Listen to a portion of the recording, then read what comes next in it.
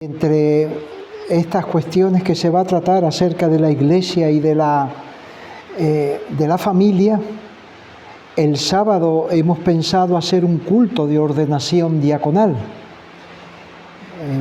Habíamos pensado en ustedes porque quizás el domingo no puedan estar y entonces el sábado vamos a tener ese culto un tanto especial donde se van a ordenar en la voluntad de Dios, si así es posible, 2 diáconos.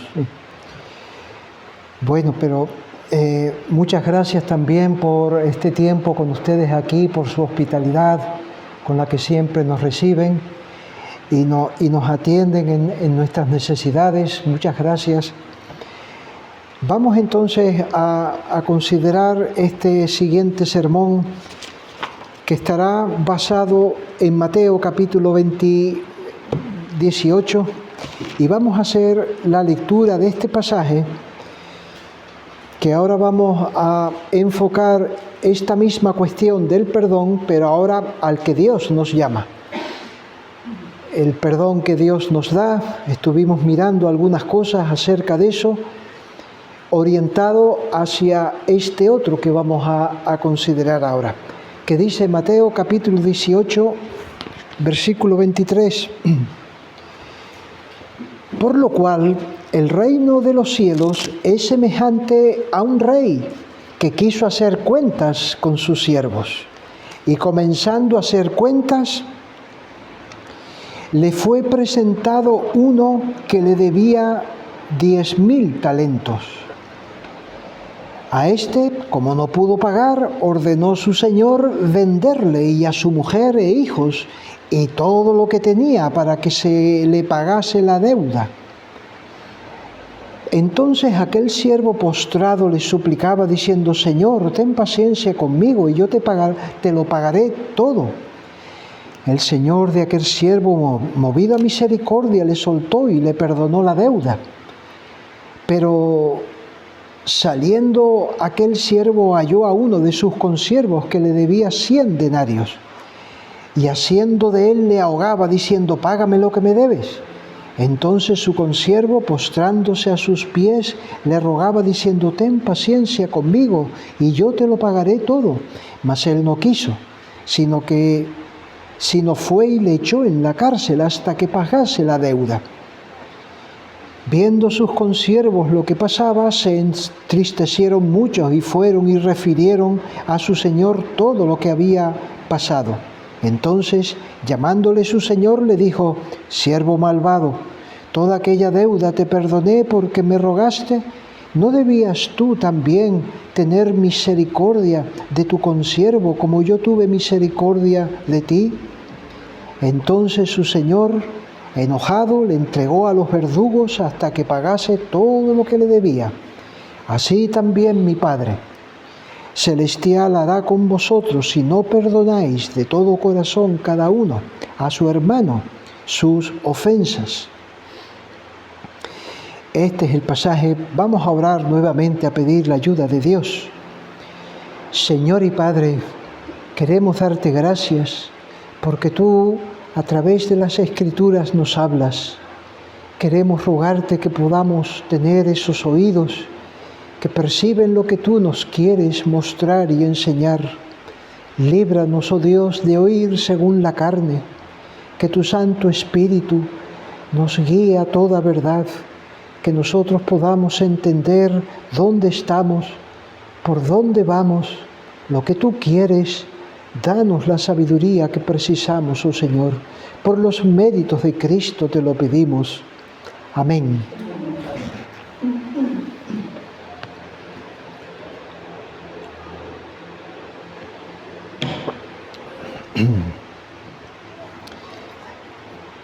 A la luz de lo que vimos en la hora anterior, como por un lado toda la congregación, toda la creación en la que vivimos, la humanidad, la Iglesia, los santos redimidos, todos estamos aquí gracias al perdón que Dios nos ha otorgado a una raza caída como nosotros.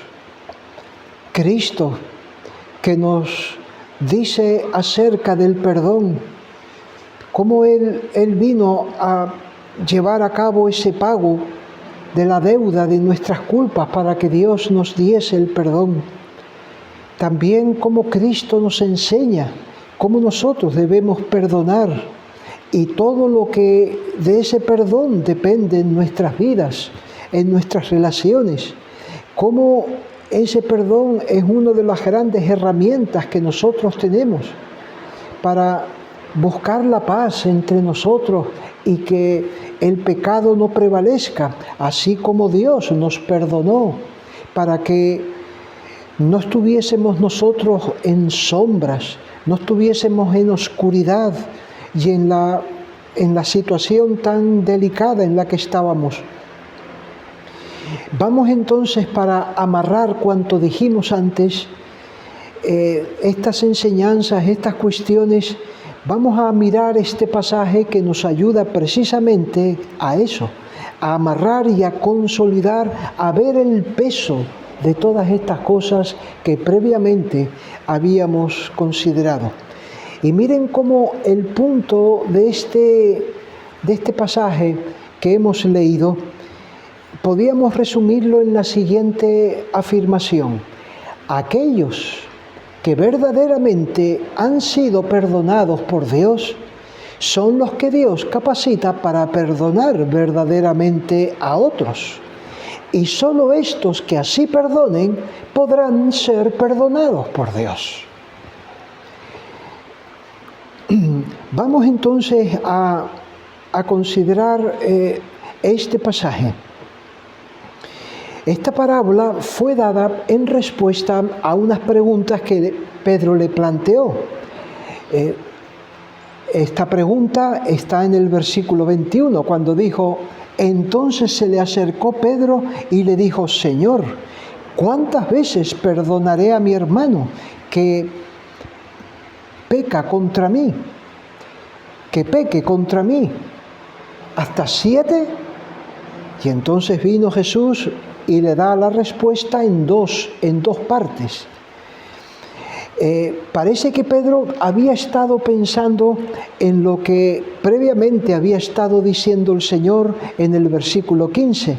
Por tanto, si tu hermano peca contra ti, ve y repréndele, estando tú y él solos. Si te oyere, has ganado a tu hermano.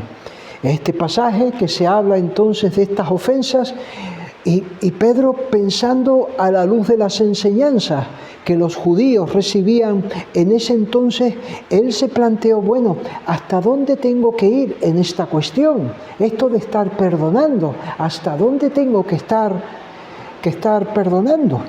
Parece que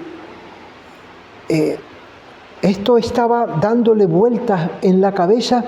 Y le dijo Pedro: si hasta 7 veces tengo yo que ceder y perdonar a este hermano que peca contra mí. Hasta 7 veces. Los judíos, los fariseos, según dice un comentarista que se llama Lenski, ellos decían que era suficiente perdonar 3 veces. 3 veces. Así que Pedro, cuando planteó 7 veces, él podía estar pensando que era bastante generoso. Bueno, no vamos a hacer 3 veces, vamos a extender. Es hasta 7 veces. Hasta donde tengo que estar o tenemos que estar cediendo a estas cosas cuando los hermanos, cuando alguien me ofende a mí. Y Jesús le responde: no te digo hasta 7, sino aún hasta 70 veces 7. ¿Qué quería decirle el Señor con esa cantidad? 70 veces 7 son 490. Cristo le estaba diciendo: Pedro, no pienses de esta manera en cuanto a este asunto. No es cuestión de llevar un registro de las cosas que pasan, de las cosas que me hacen y las veces que yo le estoy perdonando. No puedes tú llevarte por esa manera de pensar. Esto hay que planteárselo desde otra perspectiva. Hay otros principios que que deben de ser considerados al respecto, no por esto. Y a la luz de esta primera afirmación, entonces empieza a desarrollarle la parábola, para que él entendiese cómo se mueven estas cosas. Le aclara entonces en esta parábola que es un asunto de gracia, que es un asunto de gracia, como lo recibimos nosotros del Señor, así nosotros tenemos que hacerlo. ¿Cuántas veces nos perdona el Señor? ¿Cuántas veces? Hasta 7 veces nos perdona y ya después ajusta cuenta con nosotros. Es como habíamos dicho en la definición en la hora pasada, un acto de gracia que imita a Dios de un pecador hacia otro. Un pecador, por gracia, imita a Dios, por el cual el ofendido hace un compromiso voluntario de no estar recordando el pecado del que le ofendió, para así allanar el camino y quitar los obstáculos para restaurar la relación entre las dos partes. Pedro, esto lo tienes que mirar, no cuántas veces me lo hacen y cuántas veces yo tengo que hacerlo. Esto mételo en otra categoría. Esto no es así. Esto no es así.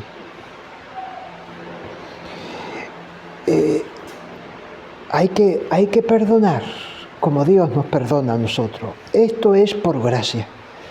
Y hacerlo de todo corazón, como dice al final en el versículo 35.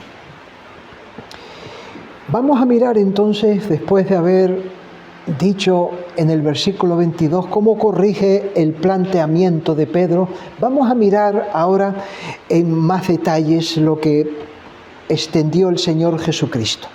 Parece que no quedó el Señor satisfecho con esta idea concreta, breve, entonces va a extenderle cómo debemos de vivir, cómo debemos de pensar, cómo debemos nosotros relacionarnos con Dios para vivir haciendo esto que te he dicho.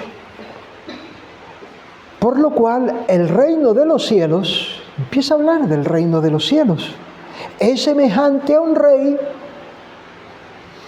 Así es como se vive en el reino de los cielos. No estamos viviendo como los hombres viven, no podemos vivir según la regla y el cómputo que los hombres trazan para las relaciones. No, estamos en el reino de Dios. Una vez que somos redimidos, somos trasladados al reino de Dios. ¿Y cómo se piensa ahí? ¿Cómo se obra? ¿Cómo nos relacionamos y cómo arreglamos las cosas que hay entre nosotros? Entonces, esta parábola tiene una lección esencial acerca del perdón entre nosotros. Empieza hablando del rey, por donde nosotros empezamos antes. Empieza hablando del rey, un rey que tiene misericordia, un rey que tiene una entrañable misericordia. Y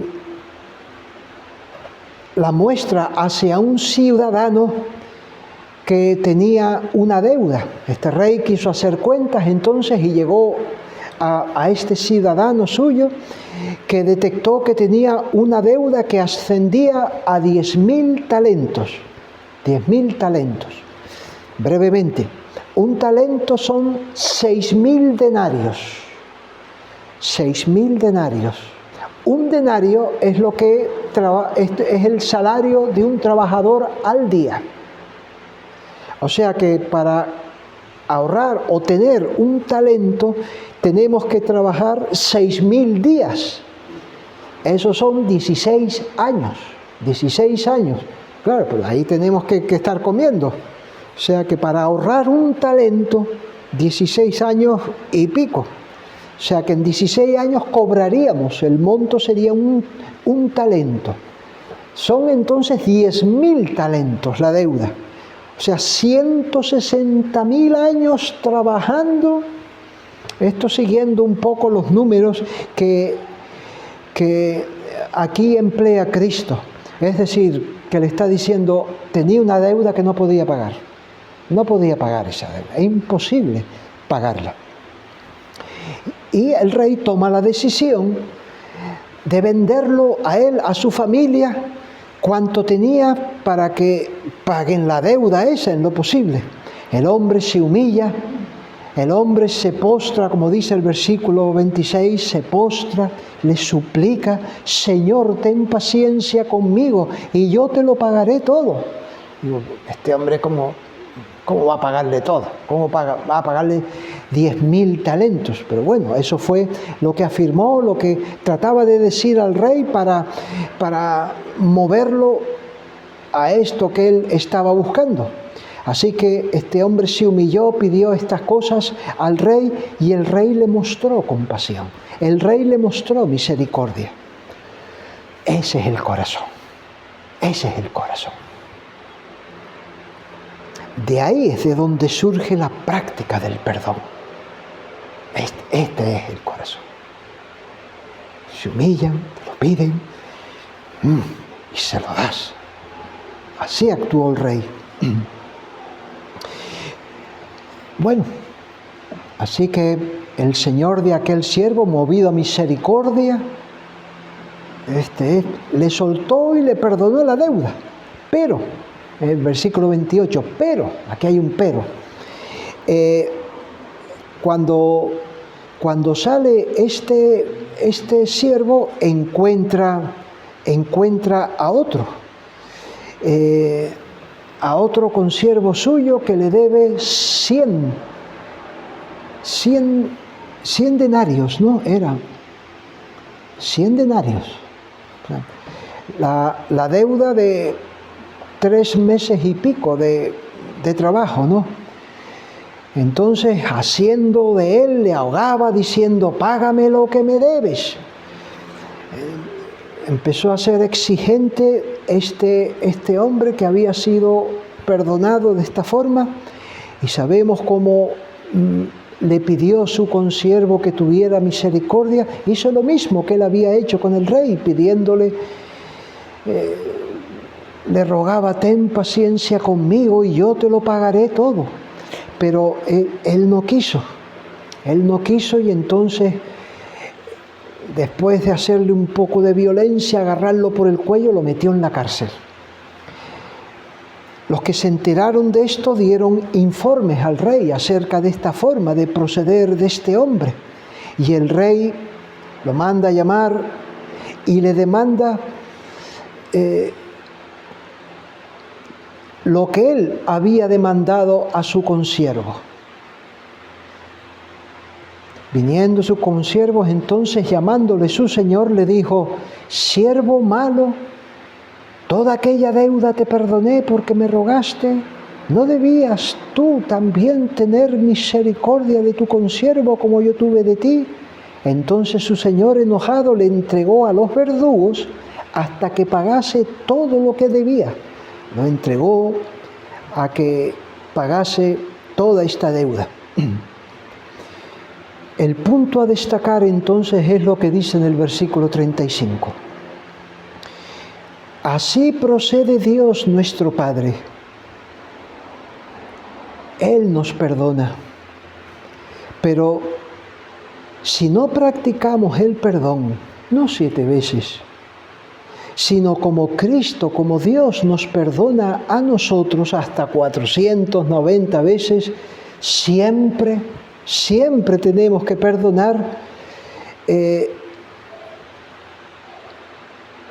Dios tendrá que arreglar cuentas con nosotros si nosotros no hacemos eso. Es esta la idea. Así también mi Padre Celestial hará con vosotros si no perdonáis. ¿Y cómo hizo Dios el Padre? Lo llevó a que pagara toda la deuda. Esta es la idea que quiso dejar Cristo a sus discípulos. Por eso subrayó este versículo 35 con el cual cierra. Estar bajo el perdón de Dios, estar bajo la gracia salvadora de Dios que nos manifiesta su perdón, nos debe de llevar a tener la disposición para perdonar. Nos debe llevar a tener la disposición para hacer lo mismo, como nosotros fuimos perdonados. No te digo hasta 7, sino hasta 70 veces 7. Escucha esta parábola. Bueno, hemos repasado rápidamente la parábola. Vamos a traer algunas implicaciones de esto. Vamos a traer algunas ideas de esta bien conocida parábola que hemos repasado. Esta parábola no nos mete en el terreno de los méritos, que perdonamos y así ganamos puntos para que Dios nos perdone. Como nosotros perdonamos, entonces Dios nos perdona a nosotros. Es otra la conexión entre perdonar a otros y ser perdonados por Dios. Es otra, no es la de los méritos. ¿Qué doctrina puede estar detrás de este importante principio que nos quiere relatar aquí, la relación entre nuestro perdón y el perdón recibido? ¿Qué doctrina es lo que está apuntando? Así también mi Padre Celestial hará con vosotros si no perdonáis de todo corazón, cada uno a su hermano, sus ofensas. Es la doctrina de la regeneración espiritual. Dios, por el perdón de pecados, opera en nosotros un cambio, opera una transformación en nuestro ser interior, de manera que nos da una nueva vida. Y con esa nueva vida queremos y podemos perdonar las ofensas a nuestros ofensores. De esa forma, entonces, conectamos nuestro perdón y el de Dios. Lo que Dios hace y lo que nosotros debemos hacer es lo que corresponde, no la doctrina de los méritos, sino Dios hace esa obra en nosotros para capacitarnos, para que nosotros hagamos lo mismo que Dios. Es el nuevo corazón que da el Señor el que nos capacita, el que nos puede llevar y manejar las cosas de tal manera que nos llevan a dar ese perdón cuando tenemos que darlo. Este es el primer punto. Esta es la conexión entre el perdón que se recibe y el que se da. Otra idea. Que tengamos ese corazón nuevo, que tengamos un corazón habilitado para perdonar, no quiere decir que este va a salir así, va a salir así. Eso hay que cuidarlo, eso hay que cultivarlo.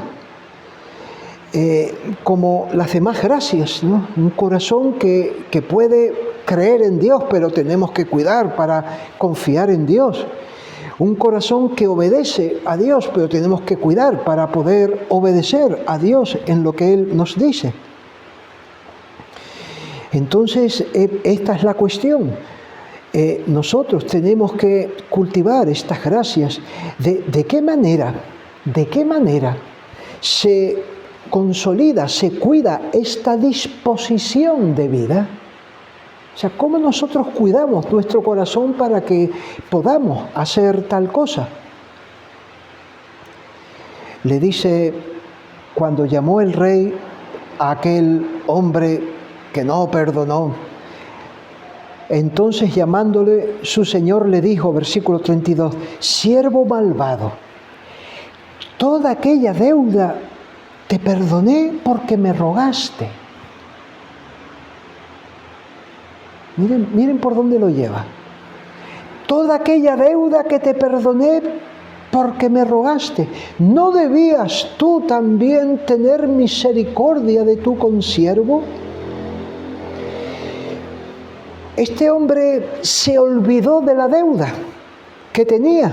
Este hombre se olvidó de la magnitud del perdón que él recibió. Se le fue, no estaba eso en su cabeza.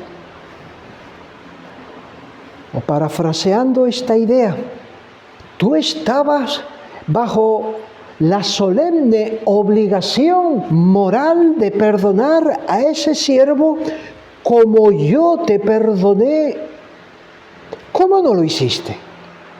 ¿Cómo no lo hiciste? Parece que ese siervo no recordaba, no reflexionaba en lo asombroso del perdón recibido, de la inmensidad de la deuda quitada de su cuenta. Y ese olvido le dio pie a todo ese trato violento, malicioso que se nos describe aquí. Tal descuido, tal olvido le impidió humillarse, sentirse agradecido, sentirse deudor de otros, y le condujo a enaltecerse a sí mismo. Y por eso trataba así a su consiervo deudor, con esas ideas grandes de sí mismo, y le violentó de esa manera. Era ajeno a los efectos producidos por el perdón que había recibido. Va por ahí la cosa. Aquí está el secreto. Regresar a la magnitud de la deuda y del perdón recibido de Dios. Nuestra deuda era grande. Nuestra deuda era grande. Era merecedora del más grande castigo, el más grande de los castigos. Nuestros pecados, todos nuestros pecados. De un castigo sin fin, de un castigo que es eterno, que nunca podríamos saldar la deuda que tenemos con Dios, nunca. Por eso, para siempre en el infierno, sufriendo en cuerpo y sufriendo en el alma. Sufriendo en la pierna, en el estómago, sufriendo en la cabeza, sufriendo en los oídos, como la gente sufre hoy por causa de la enfermedad, que sufren los oídos, sufren los ojos, sufren los intestinos, y se sufre en el infierno sufriendo en los intestinos, en los tobillos, en las rodillas, sufriendo en el alma. Y eso para siempre. Eso es lo que merecen nuestros pecados. Abundar en esa clase de pensamientos no nos deja pensar como Pedro. Llevar la cuenta de las veces que perdonamos y no nos dejará negar el perdón. No nos dejará negar el perdón a quien nos lo pida. Una adecuada visión de nuestra inmensa deuda, por ahí va la clave, por ahí va la clave. Por ahí va la clave. Pablo se sentía deudor. ¿Recuerdan cuando escribía la carta? A griegos y a no griegos, a sabios y a no sabios, soy deudor, soy deudor. De todas esas personas, y cuando iba a predicarle a esas personas, como nos dice en el libro de los Hechos y en algunas cartas, lo que padecía de esas personas a las quienes les llevaba el Evangelio. ¿Recuerdan, por ejemplo, lo que dice 1 Corintios capítulo 4, versículo 11?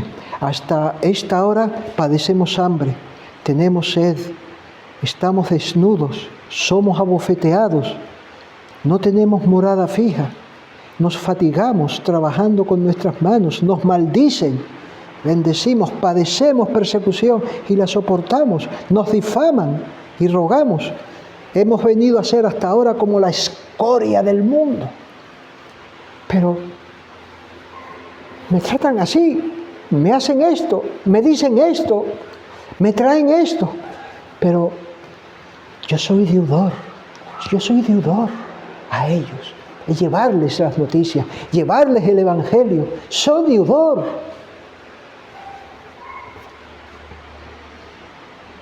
Este es el segundo punto. Por la regeneración tenemos un nuevo corazón. Ahora, por la enseñanza del perdón de nuestros pecados, profundizamos y conocemos la envergadura de lo que se nos perdonó, las consecuencias si no se hubiera perdonado. Y eso no es todo, eso no es todo. Pero esto nos pone en el sitio adecuado para poder pensar como debemos, para poder ver las cosas en su medida adecuada. No estar nosotros en una posición donde rápidamente podemos decir lo que no tenemos que decir, porque estamos como muy llenos de nosotros. Tercera idea, hay dificultades en esta cuestión, en la práctica del perdón. Vemos cómo se puede descuidar este perdón en las iglesias, y lo vemos cómo se constata en algunos lugares, en algunas epístolas que pasaba en Corinto, por ejemplo, en la iglesia de Corinto, con las divisiones por los líderes. Se habla en el capítulo 1 de las divisiones, la primera parte, como ellos habían hecho grupos por causa de los líderes que eran más afines a cada uno, y esto provocaba lo que nos dice en el capítulo 3, versículo 3, porque aún sois carnales, habiendo entre vosotros celos, contiendas, disensiones, ¿no sois carnales y andáis como hombres? Esto, en una iglesia fundada por un apóstol, llegaron a este punto por esta manera de hacer divisiones por causa de los líderes. O en Gálatas capítulo 5 nos da otro caso. Aquí es en el capítulo 5, versículo 15, cuando dice: pero si os mordéis y os coméis unos a otros, mirad que tampoco nos consumáis unos a otros. Aquí les estaba hablando, porque versículo 13, porque vosotros, hermanos, a libertad fuisteis llamados, solamente que no uséis la libertad como ocasión para la carne, sino servíos por amor los unos a los otros, porque toda la ley en esta sola palabra se cumple: amarás a tu prójimo como a ti mismo. Pero si ustedes están así, haciéndose daño unos a otros, y aquí se nos habla, ¿no?, cómo estaban no solo faltando al amor en esta congregación, sino que se estaban ya con luchas, o se estaban aproximando. Aquí los comentaristas, algunos dicen que esto venía o esto estaba ya entre ellos, pero esta es la realidad. O en Hebreos, en el capítulo 12 de Hebreos, versículo 14 y 15, también se nos habla cómo estos creyentes tenían que mirar. Dice capítulo 15, Hebreos capítulo 12, versículo 14 y 15, seguid la paz con todos y la santidad, sin la cual nadie verá al Señor. Mirad bien que no sea que alguno deje de alcanzar la gracia de Dios, que brotando alguna raíz de amargura os estorbe, y por ella muchos sean contaminados. Aquí está hablando de la dificultad que ellos tenían por esta raíz de amargura que estaban enfrentándolos, y esto estaba afectando a otros cuando ellos tenían que seguir la paz con todos y la santidad, sin la cual nadie verá al Señor.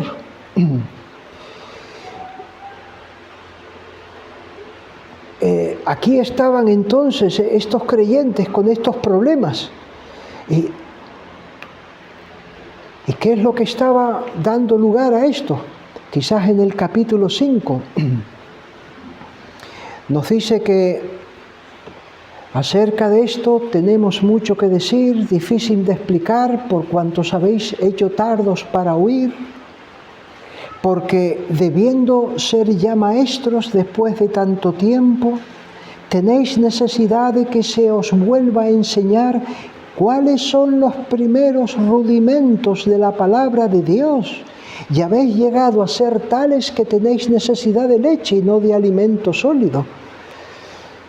¿Por qué? Porque no están entendiendo estas doctrinas básicas, la fuente de la gracia, del perdón de los pecados, de la reconciliación con Dios, del arrepentimiento. No están entendiendo eso. Os habéis hecho tardos para oír y debiendo de ser maestros, ahora tienen ustedes que ponerse a aprender los rudimentos porque están pasando estas cosas, les decía los hebreos. Así que esa dificultad no les dejaba ver las implicaciones de las doctrinas esenciales que creían. Ver las implicaciones. Y entonces tenemos que volver a estas cosas. Son situaciones en las que la Iglesia se puede ver. Entonces hay que dar los pasos necesarios para buscar, para pedir el perdón que se necesita. Cuesta dar el perdón. Podríamos pensar en algo de esto. Cuesta. Me pide perdón. Me cuesta. Me cuesta dar el perdón. Podemos pensar en esta cuestión. Sí. Nos puede costar dar el perdón.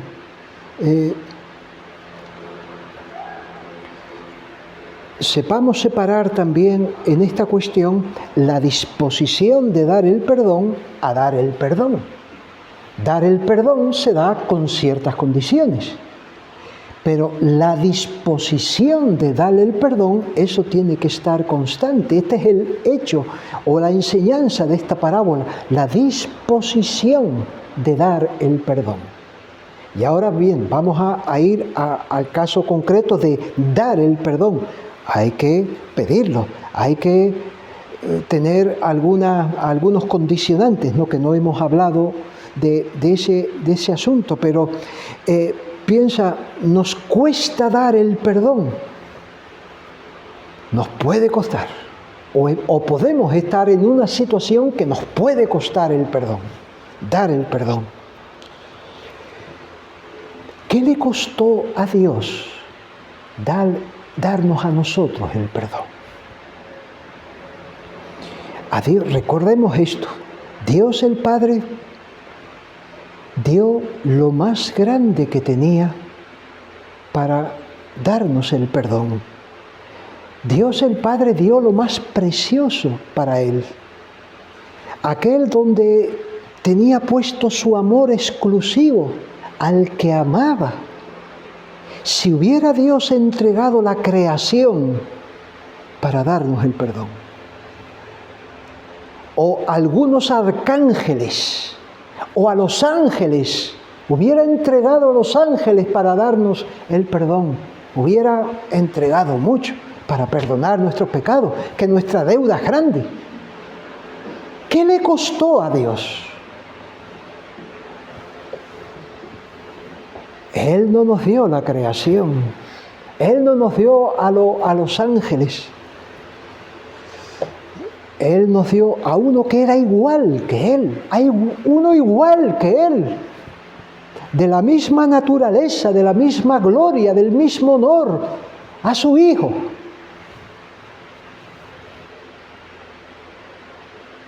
Eso le costó a Dios darnos el perdón. Piensa, ¿qué le costó a Cristo darnos el perdón? Para que nosotros obtuviésemos. ¿Qué le costó a Él? No podemos imaginar lo que le costó a nuestro Señor Jesucristo que Él nos dé el perdón. Tus pecados te son perdonados. ¿A qué precio? Cristo dice, tus pecados son perdonados. Siendo rico se hizo pobre, dejó su gloria y vino a estar entre los hombres. Sufrió juicio y humillación de los hombres y sufrió de Dios, su Padre también.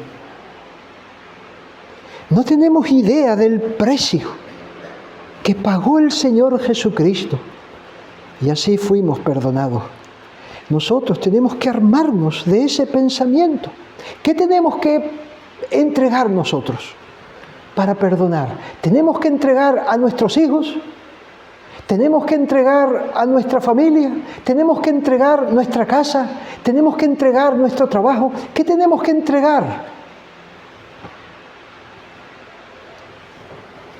A lo mejor tenemos que negarnos a nosotros mismos.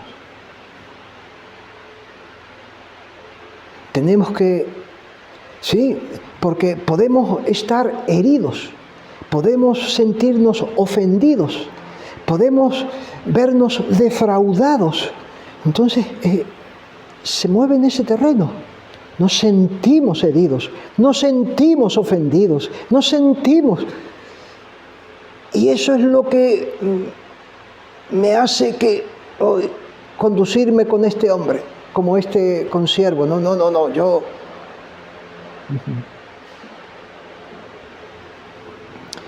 Tenemos que dar muerte a nuestro yo. Tenemos que dar muerte a nuestro yo. Tenemos que no estar mirando lo nuestro. Así que mirar a Dios, el Padre, mirar a nuestro Señor Jesucristo y decirnos, ¿cómo voy a proceder yo de otra manera? ¿Cómo voy a proceder yo siguiendo otras pautas, otro paso? Y de ahí es de donde podemos tomar la determinación para hacer lo que Dios nos manda que debemos de hacer cuando lo debemos de hacer. Por otro lado, en cuanto a estas dificultades que puede haber para dar el perdón, consideren otra cosa, otro factor que entra en juego, el diablo. El diablo. Consideren la realidad del diablo que se empieza a mover en todo esto.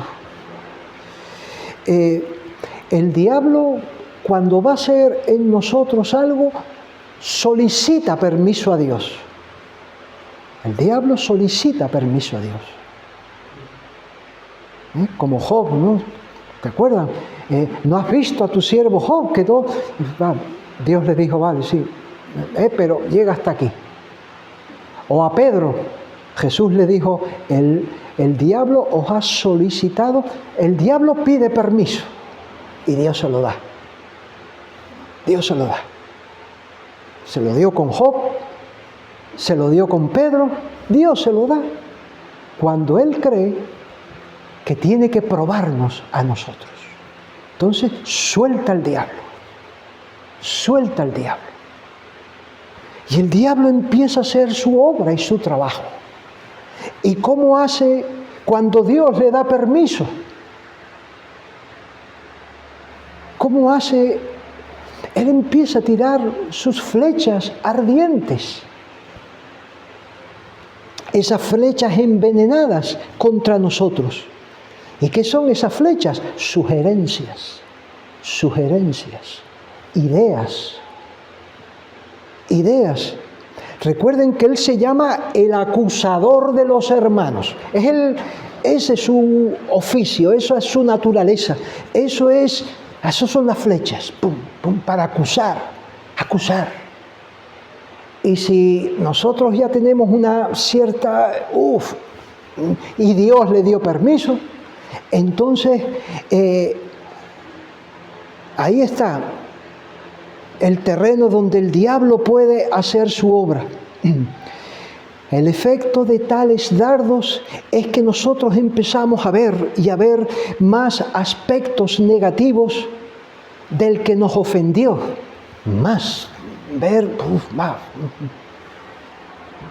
hacer que nos olvidemos de lo que Cristo hizo por nosotros. Y el diablo dispone nuestros sentimientos, también trabajas en nuestros sentimientos para vernos indispuestos. No es que no. Porque recuerden ustedes la muerte del rey Acab, ¿cómo fue? La muerte del rey Acab a final de Primera de Reyes.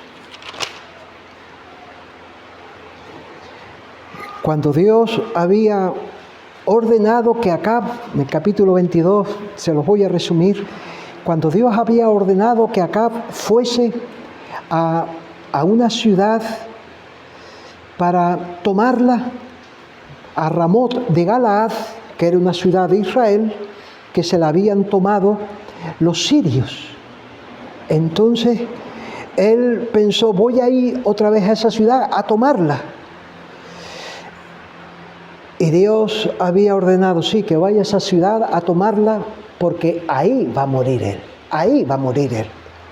Y entonces estaba el profeta de Dios que le iba a explicar cómo iban a ser estos movimientos, cómo él iba a ir a esa ciudad y ahí encontrar la muerte. Jehová dijo, ¿quién inducirá, versículo 20, quién inducirá a Acab para que suba y caiga en Ramot de Galaad? Unos decían de una manera, otros decían de otra. Es como una escena similar a la de Job. Y salió un espíritu y se puso delante de Jehová y dijo, yo le induciré. Y Jehová dijo, ¿de qué manera? Él dijo, yo saldré y seré espíritu de mentira en boca de todos sus profetas. Y él le dijo, le inducirás, Dios dando permiso otra vez, le inducirás y aún lo conseguirás, ve pues y hazlo. Y así pasó. Cuando él decía que iba a ir, le preguntó a sus profetas y los profetas le decían, vete, vete, que Dios está contigo. Y él se llenó, es verdad, toda esta gente. Pero el profeta de Dios le decía que no, que ahí él iba a encontrar, y entonces lo desechó. Él fue alimentado con esas expectativas, con ese sentimiento de ganar, de vencer. Ese fue el diablo, para que fuera a Ramot de Galaad. Él lleno de sí mismo, sintiéndose vencedor, iba a ir allí, porque todos estos profetas le decían eso. ¿Cómo eran movidos esos profetas? El diablo. Hermanos, esta es otra de las dificultades que nosotros tenemos que tener en cuenta. El diablo, a quien Dios le puede dar permiso y ninguno de nosotros podrá resistirle. Porque miren lo que pasó Job, miren lo que pasó con Pedro, miren lo que pasó con Acab. No podemos resistir las tentaciones del diablo solo por la gracia de Dios.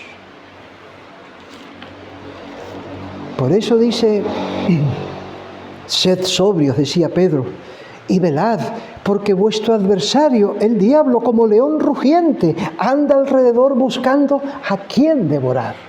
Está andando alrededor, buscando, solicitando permiso, a ver si Dios se lo da.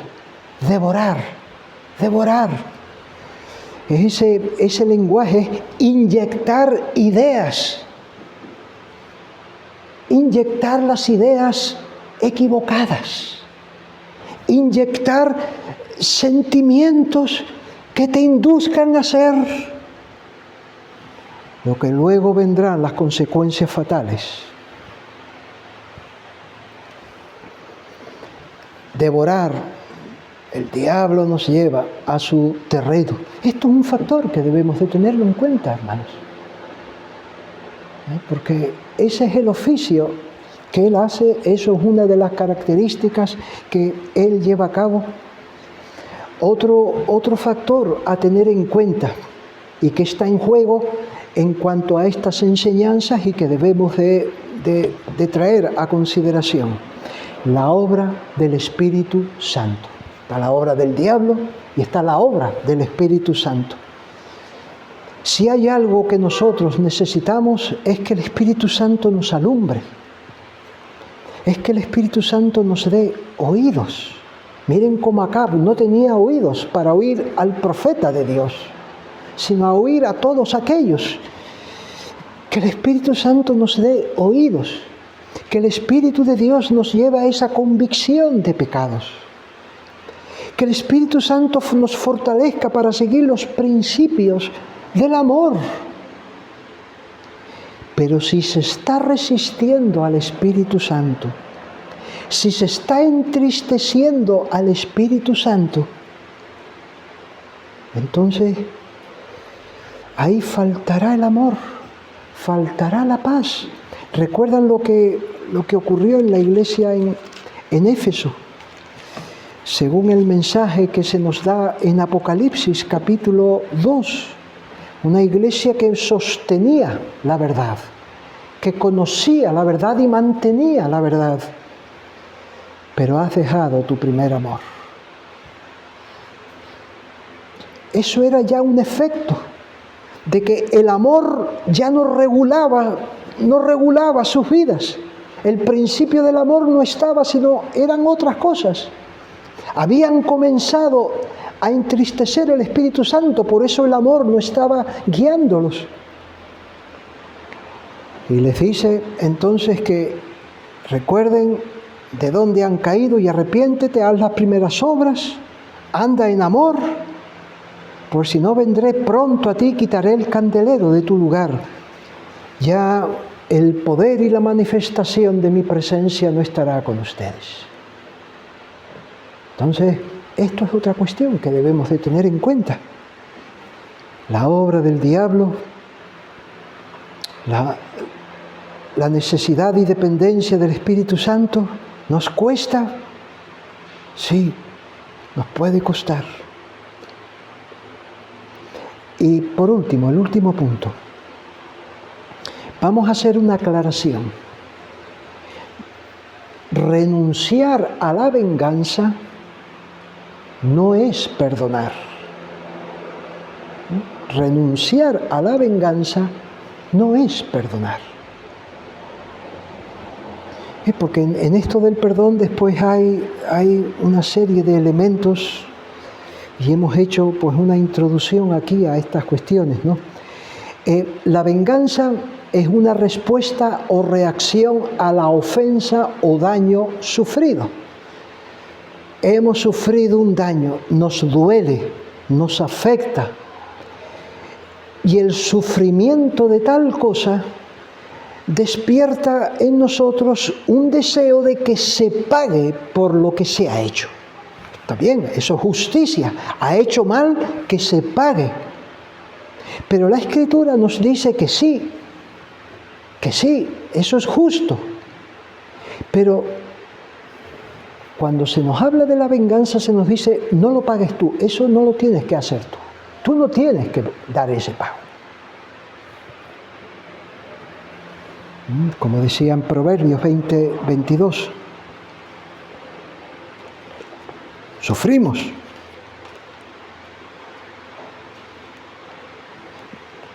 No digas, yo me vengaré. No lo digas, yo me vengaré.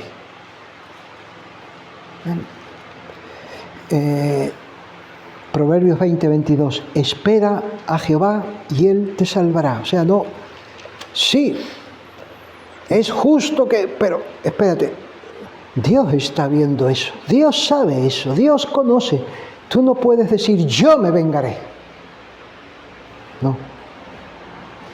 Romanos capítulo 12, versículo 9, también hace referencia a esto. No tomemos nosotros el papel de jueces y verdugos que Dios quiere tomar. No podemos tomar ese papel. Mía es la venganza, yo pagaré, dice el Señor. Así que el Señor nos libra de esa clase de sentimiento, de esa clase de reacción, la venganza. Entonces, una persona recibe una ofensa de otra y surge la reacción de venganza que puede mantenerse semanas, meses o años. Años. Puede tener una persona en su corazón ese deseo por lo que le hizo o las cosas que le hizo y mantiene eso ahí en su corazón. No hace nada pero lo tiene en su corazón. Un deseo de venganza. Así pasan con ciertas familias, que pasan de padres a hijos y están ahí enfrentados porque su abuelo se peleó con el abuelo del otro y entonces y se tienen eso ahí. Tiempo. Bueno, y supongamos que esta persona un día llega a darse cuenta que él no puede albergar tal clase de sentimientos ni deseos, porque Dios condena tal cosa y pide perdón a Dios. Y entonces descansa en que Dios dará el pago a cada uno. El punto es que él ahora puede dejar el deseo de venganza o puede mortificarlo, puede darle muerte y puede estar tranquilo con eso. Pero eso no es lo mismo que tener la disposición de perdonar. Puede que no sea lo mismo. Bueno, yo ya no me quiero vengar, pero ¿qué? Ahí está el asunto. Renunciar a la venganza está bien, se debe de hacer para ir hacia el perdón, pero eso es caminar hasta la mitad del sendero. Para dar el perdón o para tener la disposición del perdón hay que ir un poco más allá. Hay que ir al ofensor, tratar las ofensas recibidas